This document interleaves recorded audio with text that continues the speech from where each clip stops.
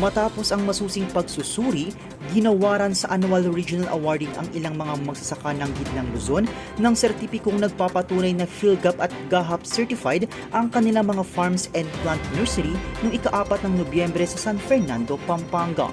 Ang PhilGAP o ang Philippine Good Agricultural Practices at ang GAHAP o ang Good Animal Husbandry Practices certifications ay binibigay sa mga magsasaka na nakapapasa sa national at international na pamantayan sa kaligtasan ng pagkain.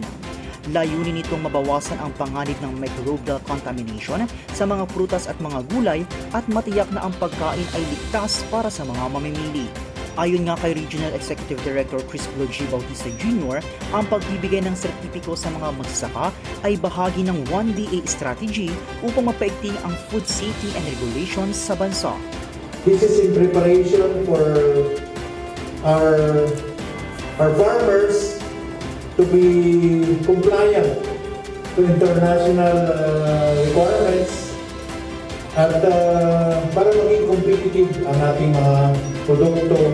Inaanyayahan din ni GAP Focal Person Marilyn G. Velarde na magpa-GAP certified upang masigurong ang produktong agrikultura ay ligtas na makakain. Ako'y nananawagan sa ating mga farmers, lalong-lalo na sa ating mga kasamang local farmers dito sa Central Zone Region, magpa-GAP na po tayo dahil ito ay walang anumang bayad. Libre po ito. Tutulungan namin kayo, hindi lang ako, with our team.